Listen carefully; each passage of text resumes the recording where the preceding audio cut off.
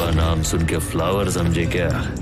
Flower नहीं, fire है। Pushpa movie में दिखाया जाने वाला लाल चंदन, उसकी तस्करी जंगलों के बीचों बीच तमिलनाडु और कर्नाटक के बॉर्डर को देखकर आपको ऐसा तो लगा होगा कि आपने ऐसा कुछ पहले भी कहीं देखा है।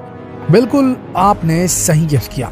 यह फिल्म पूरी तरह से एक ऐसे डाकू से इंस्पायर होकर बनाई गई है जिसने 40 सालों तक तमिलनाडु और कर्नाटक के जंगलों में राज किया। जी हाँ दोस्तों, वीरप्पन की जिंदगी से इंस्पायर होकर बनाई गई फिल्म पुष्पा आज सारे रिकॉर्ड तोड़ती जा रही है। अब तक इस फिल्म ने करीब 300 करोड़ रुपए कमा लिए हैं। लेकिन दोस्तों, जिस वीरप्पन के जीवन से इंस्पायर होकर इस फिल्म को बनाया गया है, क्या आप जानते हैं कि इस इंसान ने 40 सालों तक तमिलनाडु और कर्नाटक के जंगलों में राज किया था। इसे पकड़ना इतना आसान नहीं था। इसे पकड़ने के लिए बाकायदा सरकार ने 100 करोड़ रुपए खर्च किए थे। कहा जाता है कि इतना कुख्यात डाकू था कि इसने कन्नड़ के सबसे बड़े फिल्म स्टार राजकुमार को भी किडनैप कर लिया था। आखिर क्या थी इसकी कहानी? 18 अक्टूबर 2006 देश के सभी मीडिया चैनल से एक ही खबर दिखाई जा रही थी कि दक्षिण भारत का कुख्यात डाकू वीरप्पन एनकाउंटर में मारा गया। एक ऐसा डाकू जिसे पकड़ना लगभग नामुमकिन था। इसे पकड़ने के लिए बड़े बड़े सर्च ऑपरेशन किए गए। सरकार ने इसे पकड़ने के लिए 100 करोड़ रुपए तक खर्च कर डाले, लेकिन इसके बाद भी वीरप्पन को नहीं पकड़ा जा सका। लोग इसी बात से हैरान थे कि आखिर वीरप्पन का एनकाउंटर कैसे हो सकता है।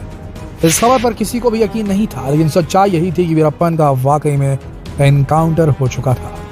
चंबल से लेकर दक्षिण भारत तक भारत में बड़े बड़े डाकुओं का राज रहा है, लेकिन दक्षिण भारत के वीरप्पन को आखिर कौन नहीं जानता।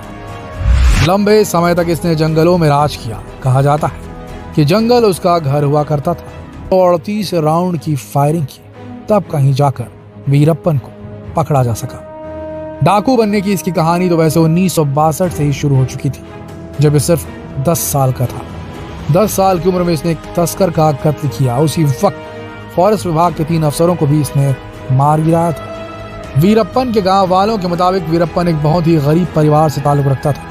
उस वक्त स्मगलिंग करने के लिए फॉरेस्ट विभाग के कुछ अफसरों ने ही इसे उकसाया था, लेकिन जब ये स्मगलिंग करके खूब पैसा कमाने लगा तो इसे मारने के चक्कर में अधिकारी खुद इसके पीछे पड़ गए। जिसके बाद वो अपनी जान बचाने के लिए जंगलों में भाग गया। जिसके बाद फिर एक नई कहानी शुरू हुई।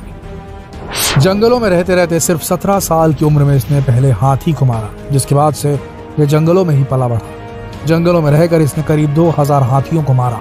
कहा जाता है कि हाथियों के सिर के ठीक बीचों बीच गोली मारा करता था।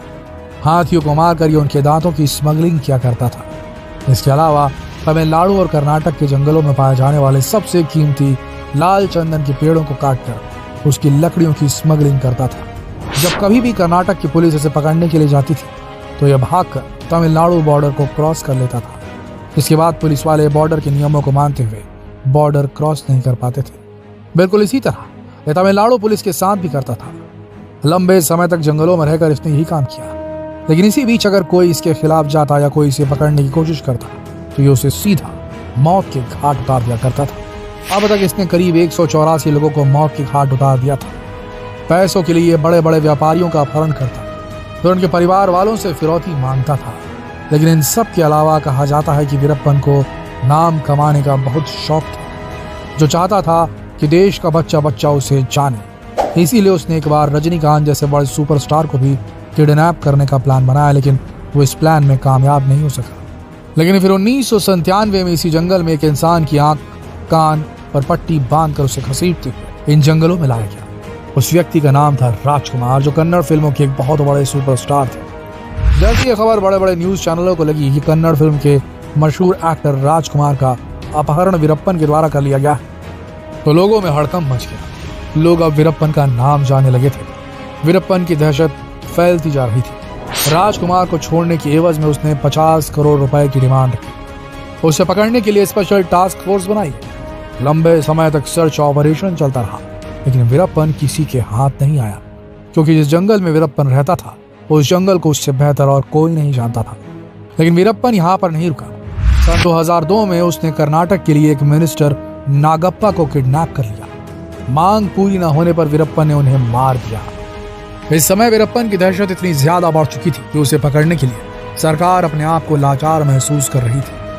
आखिरकार सरकार ने वीरप्पन को पकड़ने के लिए 5 करोड़ रुपए का इनाम रखा, लेकिन इसका भी कोई फायदा नहीं हुआ। इसके बाद 2001 में विजय कुमार को एसटीएफ का चीफ बना दिया गया।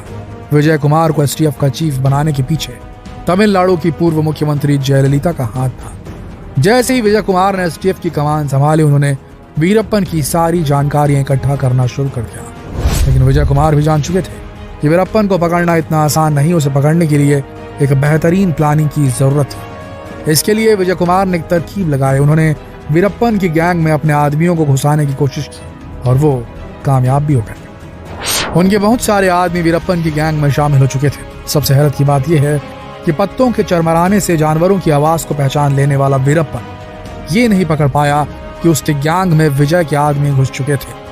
वक्त बदलता जा रहा था। वीरप्पन के गैंग में लोग धीरे धीरे कम होने लगे थे। लेकिन इसी बीच विजय कुमार को यह पता चला कि वीरप्पन अपनी बात को पहुंचाने के लिए वीडियो और कैमरे की मदद लेता था। वो अपना वीडियो शूट करवाता था, जिसके बाद जिस तक जो मैसेज पहुंचाना होता था वो इस वीडियो के माध्यम से पहुंचाता था। इसी बीच विजय कुमार के हाथ में वीरप्पन का एक वीडियो लगा। जब उन्होंने इस वीडियो को गौर से देखा तो उन्हें समझ में आ गया कि वीरप्पन की एक आंख में दिक्कत है और हो सकता है कि वो अपनी आंख का इलाज कराने के लिए जल्द ही कुछ न कुछ करेगा। बात बिल्कुल सही निकली। वीरप्पन अपनी एक आंख से बहुत ज्यादा परेशान था। उसका इलाज कराने के लिए वीरप्पन तरकीब लगा रहा था। विजय कुमार के जो लोग वीरप्पन की गैंग में शामिल हो गए थे, उन्होंने वीरप्पन को उकसाया कि अगर वो समय रहते अपना इलाज नहीं कराएगा तो उसकी आंख खराब हो सकती है। आखिरकार वो दिन आ गया जिस दिन एसटीएफ का बहुत बड़ा सपना पूरा होने वाला था। वीरप्पन को पकड़ने की सारी प्लानिंग हो चुकी थी। वीरप्पन की गैंग में शामिल हुए विजय कुमार के लोगों ने वीरप्पन से कहा कि सड़क किनारे की एम्बुलेंस आएगी जो उसे हॉस्पिटल ले जाएगी, लेकिन असलियत में कोई एम्बुलेंस नहीं थी, बल्कि पुलिस की गाड़ी थी जिसमें ड्राइवर और वार्डन विजय कुमार के आदमी थे। जब वीरप्पन जंगल से बाहर निकला तो पापीरा पट्टी गांव में उसे वही एम्बुलेंस मिली। वीरप्पन और उसके कुछ साथी उस एम्बुलेंस में बैठ गए। एम्बुलेंस चल पड़ी। थोड़ी दूर जाकर ड्राइवर ने गाड़ी को रोक दिया। इसी बीच ड्राइवर और वार्डन दोनों गाड़ी से निकलकर भाग गए। जहां पर गाड़ी रुकी हुई थी वहां पर ढेर सारे पुलिस वाले छिपे हुए थे। गाड़ी जैसे ही रुकी, पुलिस वालों ने फायरिंग शुरू कर दी। करीब 338 राउंड की फायरिंग की गई, लेकिन इन 338 राउंड की फायरिंग में वीरप्पन को सिर्फ 2 ही गोलियां लगी। इस घटना के बाद हर कोई हैरान था कि वीरप्पन का एनकाउंटर नहीं हो सकता। कई लोगों ने कहा कि पुलिस ने उसे जिंदा पकड़ने की कोशिश भी नहीं की, लेकिन इंक्वायरी में पता चला कि पुलिस वालों ने वीरप्पन को चेतावनी दी थी। लेकिन इसी बीच उसने गोलियां चलाना शुरू कर दिया, जिसका जवाब देते हुए पुलिस वालों को फायरिंग करनी पड़ी। इस ऑपरेशन के खत्म होने के बाद विजय कुमार ने वीरप्पन के ऊपर एक किताब भी लिखी जिसका नाम था वीरप्पन चेजिंग द ब्रिगेड। इस किताब में उन्होंने बताया कि उन्होंने किस तरह से वीरप्पन को पकड़ा। दोस्तों, ये था दक्षिण भारत का कुख्यात डाकू वीरप्पन, और आज उसी की कहानी से प्रेरित होकर पुष्पा मूवी को बनाया गया है, जो आज के समय एक बहुत बड़ी ब्लॉकबस्टर फिल्म साबित हो रही है। अगर आपने इस फिल्म को अभी तक नहीं देखा तो इसे जरूर देखिएगा। मिलते हैं अगले वीडियो में। अगर आपको वीडियो पसंद आया तो इसे लाइक और शेयर कीजिएगा और चैनल से जुड़े रहने के लिए सब्सक्राइब बटन दबाना ना भूलिएगा। तो फिर मिलते हैं एक और दिलचस्प और रोचक स्टोरी के साथ। तब तक के लिए आप सबका इस वीडियो के अंत तक बने रहने के लिए दिल से धन्यवाद।